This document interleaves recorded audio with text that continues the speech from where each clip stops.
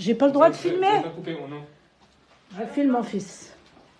Voilà, mon fils me notait parce qu'il défend la cause palestinienne.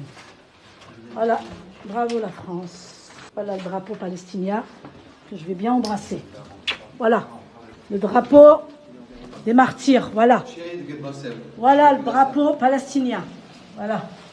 Ah, ça, ils ont tout embarqué. On est des trafiquants de drogue. Hein? Tahia mon fils. Tahia Jazair. Tahia Palestine.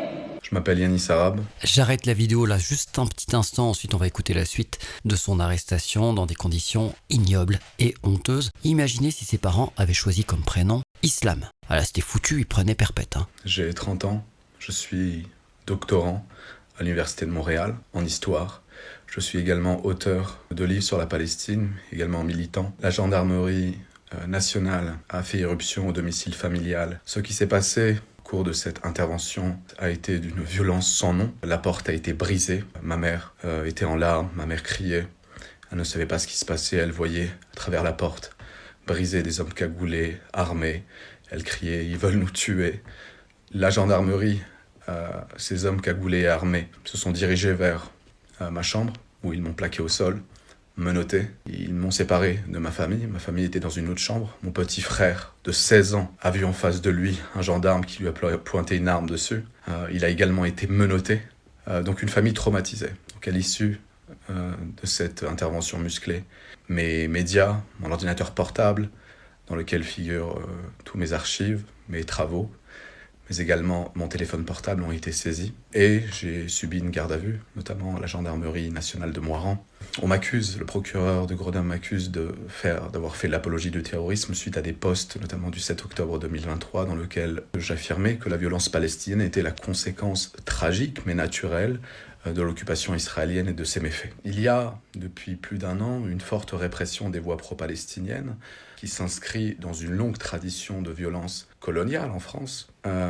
Et qu'est-ce que ça traduit aussi de la France? Ça traduit cette hypocrisie, notamment du discours, puisque de nombreux soldats franco-israéliens qui participent actuellement ou qui ont participé cette année au génocide du peuple palestinien, que ce soit à Gaza ou en Cisjordanie, encore récemment au Liban, ne sont pas inquiétés des personnalités politiques qui, tous les jours, légitiment et font l'apologie du terrorisme israélien, comme Meir Habib, qui affirme que le peuple palestinien est un cancer, comme récemment Louis Sarkozy, qui dit à propos des Palestiniens, mais également des Libanais, qu'il faut qu'ils crèvent tous, Israël fait le travail de l'humanité. Donc on a une hypocrisie, notamment de la France, à ce niveau-là, qui souhaite imposer la doxa sioniste, une doxa coloniale, au détriment des voix pro-palestiniennes, qui appellent seulement à une justice en Palestine et à la fin du génocide. Pour comprendre d'où viennent les problèmes de Yanis Arabe, écoute bien la suite de la vidéo. Un simple tag en soutien à la Palestine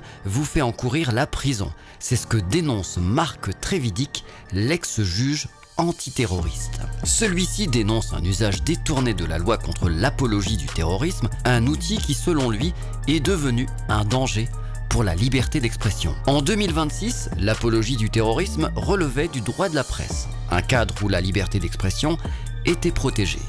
Cependant, en 2014, la loi a été modifiée pour renforcer la répression et l'a fait passer dans le droit commun avec des peines allant jusqu'à 7 ans de prison, surtout pour les publications en ligne. Marc Trévidic, qui avait initialement soutenu cette évolution, regrette aujourd'hui l'usage abusif de cette loi. Il constate une explosion des condamnations, souvent très sévères pour des actions qui pourraient relever de l'expression politique plutôt que d'actes terroristes. Il donne cet exemple frappant: un simple tag en soutien à la Palestine peut conduire à de la prison, alors qu'applaudir des crimes de guerre peut passer sans sanction. Selon lui, tous les juges ne sont pas formés pour traiter des affaires aussi sensibles, ce qui augmente les risques d'erreurs judiciaires. L'ancien juge antiterroriste estime qu'il aurait fallu garder l'apologie du terrorisme sous la loi sur la presse et se concentrer sur les véritables sites de propagande djihadiste.